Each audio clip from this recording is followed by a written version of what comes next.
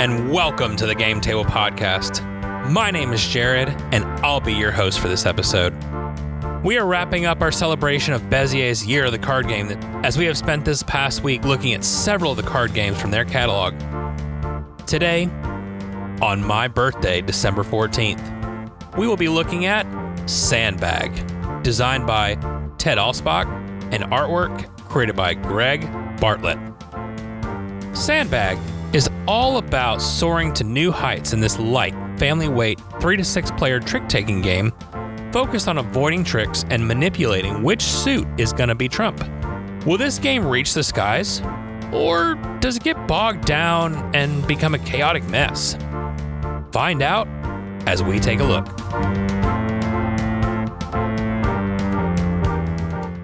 All right, future Jared, just like yesterday, we're going to jump right into the how to play. So if you could cue the music, we'll get started.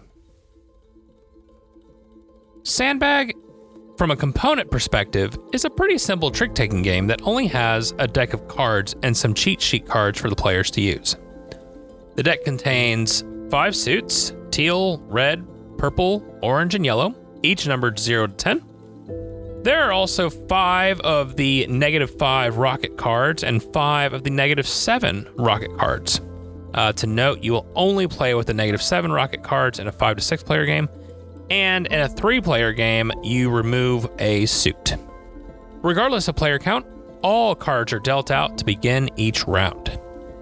Before play begins, all players pass 1 card to the person on their left and 1 to the person on their right. This gives you a little bit of information as you begin your hot air balloon journey. Once players have received cards from their partners, they then choose 2 cards that will be face up in front of them. This is referred to as their basket, and 1 card that will remain face down through the round, which is referred to as their sandbag. The cards placed in the basket can be any cards. Doesn't matter what you choose from a rules perspective, but what you choose does impact your strategy. To clarify, all players will place the 2 cards in their basket face down to begin with, and everyone reveals simultaneously. Again, the sandbag card doesn't ever get turned over. Once these cards are revealed, whichever suit has the highest number of cards face up is the trump suit. If you have the same amount, there are multiple tiebreakers to figure out which suit is the highest suit and becomes the trump card for now. Whoever has the highest value card of the trump suit is considered the first player. The goal of the game is to have as few points as possible, meaning you want to take as few tricks as possible when possible. For the most part, the basic structure of the game plays like a normal trick taker. The lead player plays a card which determines the lead suit of the round. All other players must play within suit if possible, and whoever has the highest value card takes the trick and leads the next one. But there are a few additional twists to this game. The first twist is that you can alter which suit is trump, and you can manage your hand a bit by swapping out cards. How do you do this? Well, I'm glad you asked. There are ways to take cards from in front of other players. If you play first in the trick, if there's a card you want to play that matches the suit of the lead color, if you have no cards of the lead color, or you only have 1 card of the lead color, you may, if any of these things are true, you may swap any card in your hand with one of the face-up cards in front of one of your opponents. The only exception to this is if you use that last example where if you only have 1 card of the lead color, in which case you must take the card from your hand that is the lead color to be swapped out. The card you take is played or put into your hand, and the card you swapped out goes in front of that other player face down and will stay that way the rest of the round. If this affects which suit is the trump color will change at the end of the current trick. So for example, let's say we had 3 blues and 3 yellows, and the blue values were higher, which made them the trump card. But then I took one of the blues, and now there are 3 oranges and 2 blues face up in everyone's baskets. Orange would become the trump suit starting with the next trick. In addition to that, There are also rocket cards that hold a negative value. You can play one of these on your turn, even if you have cards that match the suit of the lead color. You are going to lose the trick with a rocket card, unless everyone plays a rocket card and then the one who led the trick would get it. But whoever wins the trick does get negative points. So while it is bailing you out of a situation where you don't want to play your high card and you don't want to win that trick, you are helping somebody else out as well. The other twist in this game is that players have a face-down sandbag. This can be played on any one of your turns in a round and guarantees you lose the trick unless everyone plays a sandbag. Play continues until all cards have been played. Each round, scores are tallied. You get 1 point for each face-down card you gained, and you get the point value of each face-up card in front of you. If you manage to have one or two of those face-up cards in your basket get replaced with a face-down card, those face-down cards act like any of the other face-down cards that you got and are only worth 1 point apiece. So as an example, let's say I had a 5 and a 7 in front of me, and I also had gained 12 cards through earned tricks throughout the round. So I'd get 12 points for the earned cards, because I get 1 point per face-down card. And then I would get an additional 12 points because 7 plus 5 equals 12 and they're both face-up. If, however, someone had taken my 5 and put a face-down card instead, the total would not have been 24. Instead, it would have been 20. And so the way that would work, I would still get the 12 points for my stack of face-down cards. I'd get 1 point for the face-down card in my basket, and then still get the 7 points for the face-up 7 in my basket as well, for a total of 20 points that round. Then, play will continue for 3 total rounds. One more note to make here. In rounds 2 and 3, at the beginning of those rounds, players get to convert extra cards to sandbags based on their score. For every 10 points you have, you get an extra sandbag. So in the example I just gave, where I had 20 points, I would get to convert 2 more of my cards into sandbags. After 3 rounds, whoever has the lowest score wins. Let's head back to the table and talk about it. Well, I just want to say off the top that Bezier has come up with some really unique trick-taking games, and it has been a joy to get to try these out and to get to talk about them this week. And Sandbag is no exception. I didn't know a whole lot about Sandbag before we started really getting into this whole thing with Bezier and their week of the card game. Or I'm sorry, week of the card game. Their year of the card game. But so because of that, I don't know. I kind of had already written off Sandbag as one that wasn't going to be as good. But we got into it, and by round 2, I was hooked. It adds such a unique concept to the trick-taking genre.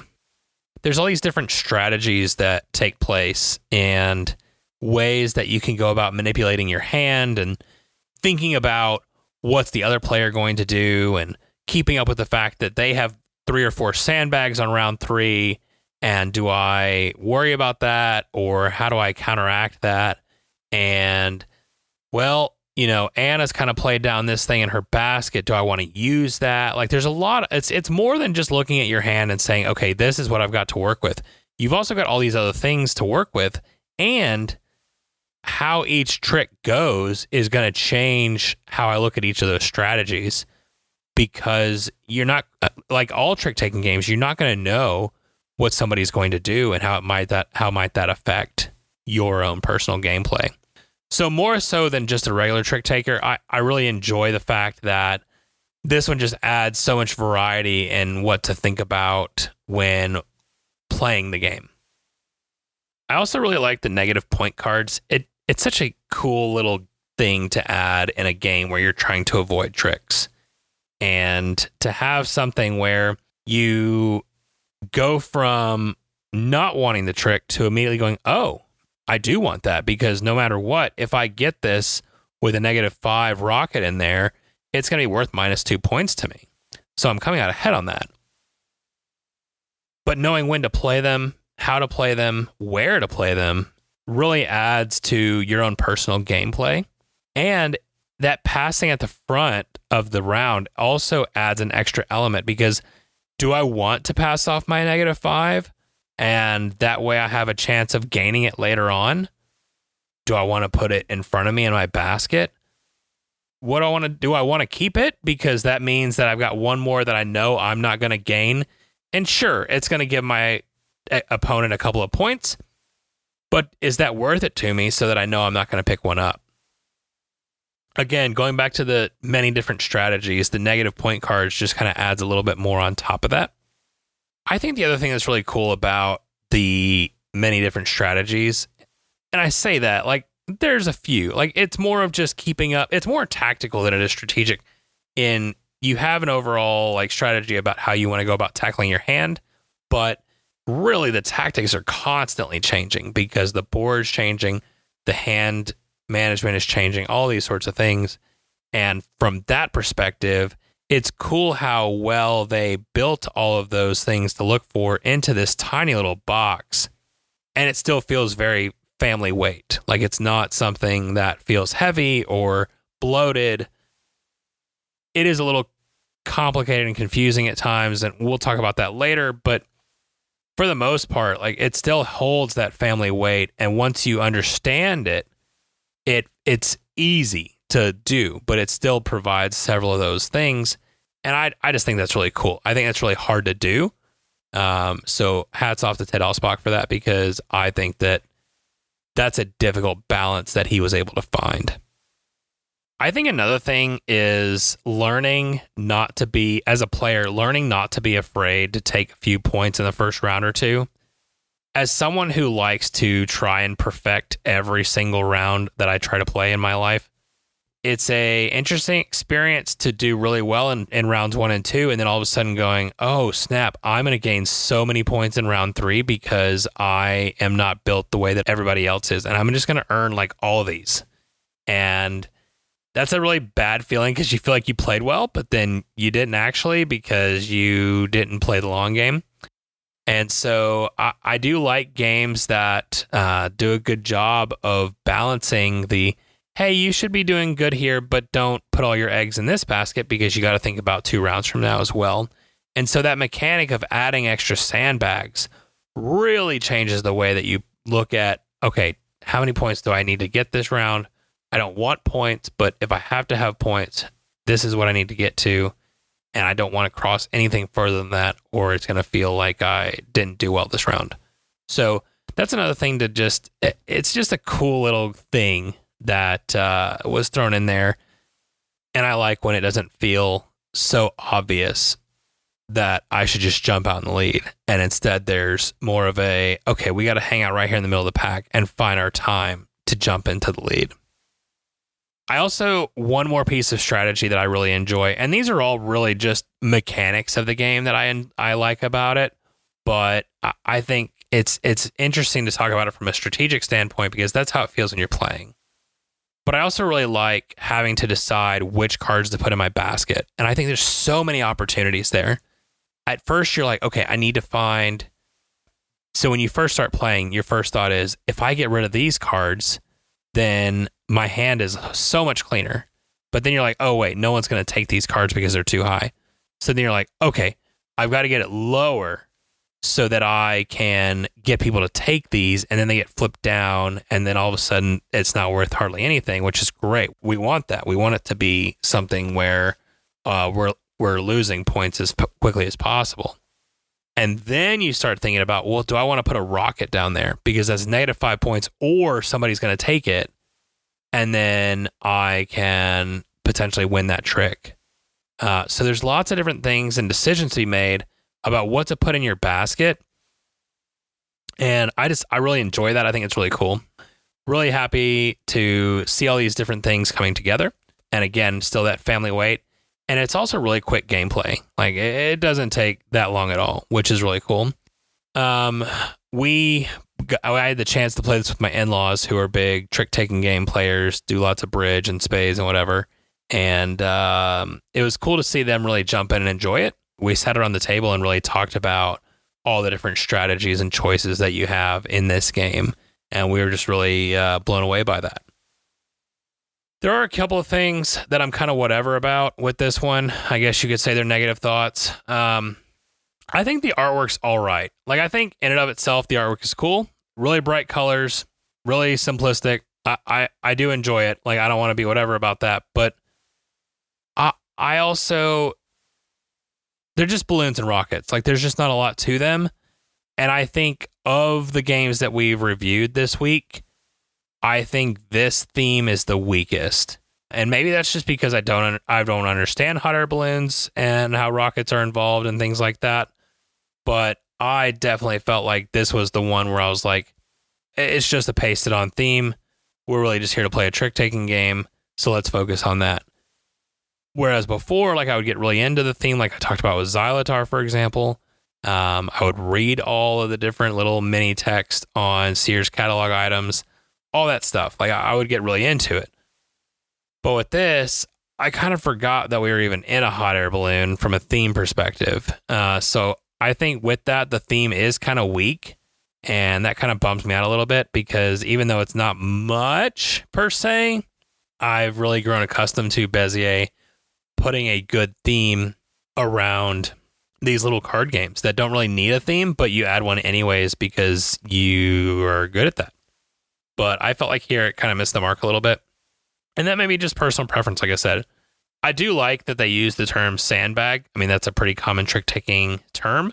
So to have that was fun. And that did tie into the theme. So I don't know. I mean, for that brief moment, I'll give a check of a good job. But overall, I felt like the theme was not that strong and was not my favorite by any stretch of the imagination. The other thing to keep in mind, this game it's the structure. The structure of the game is fiddly and it can be confusing at times. It definitely took us at least a round and a half to really be like, okay, I feel like I know what I'm doing now. But now that I know what I'm doing, I think this game is super fun. So there is this like point of entry of understanding that your table is going to have to probably play around just to feel like, oh, I get it now. And I think once they've got that, then it's like, okay, let's deal it again. Let's start over from round one. Let's play it because I'm excited now. And so it's got a barrier to entry because of the weirdness of it and the kind of complications of explaining the basket and how the sandbags work and the negative rockets and all that stuff. Like it just, there's a lot. It's the other side of the coin, right? So it's great to have all those things that flow really well in this simple game. And at the same time, it's also, it's one of those things where it kind of bogs it down a little bit and makes it harder to learn. So just keep that in mind if you pick this one up and I would recommend it. I do recommend this game. I think that it's, again, I'm honestly blown away that Bezier has come up with so many games that, and they're not all trick takers, don't get me wrong, but they have similar features to other games that they've published, but they all feel very unique and very different and they stand on their own. And if you said, hey, these two are from the same like board gaming publishing family, I would say that's crazy because they're all very different. And I think that's really cool. So for me, we had some Bezier games that we bought. We had some that were given to us as review copies. I'm really happy with the whole set because like I said, I think they're very different. So if you've got one or two and you're looking at adding another one, I think this one's worth considering because of the amount of uniqueness to it from a gameplay perspective. So really applaud that. And so that's kind of jumping ahead a little bit, but I guess with my grading, I would give this one a solid. Again, we're in that 7.5 range. I think it's different than Scram. It's obviously because Scram's not a trick taker, but I still really enjoyed it, and I really enjoyed. I just all the things that I said. Like I love the different strategies of it. It's really fun. It's really cool. My ratings might be a little bit off on this compared to our normal ratings, but just thinking within this little bubble of card games, like I really enjoyed these, and I'm glad we did this, and hopefully you guys did too. With that, it's late. it's my birthday today, and I'm going to go ahead and call it. So I want to thank you guys so much for listening. Thank you for today, for this week, for any amount of time that you've listened. We really appreciate it. This does wrap up our week of celebrating Bezier's Year of the Card Game. If you have feedback or want to give us your thoughts on the game or the structure of the episodes this week, we would love to hear from you. Links to our socials are in the description. If you don't like socials, I get it. Check out our website at thegametablepodcast.com or shoot us an email at thegametablepodcast@gmail.com or find us on Board Game Geek. All of these links are also in the description. 5-star reviews, subscribing to your podcast player of choice, following us on socials, and joining the conversation on Discord. These heroic actions are immensely helpful in growing this podcast. Special thanks to Angie Santiago for our cover art, to Anna Snyder, who made the intro and outro music, and to Alexi Chistelin for the How to Play background music. Join us next week as we head back over to the kids' table. In the meantime, may your dice rolls and your card draws be blessed, and your experiences at the table be ones to remember forever.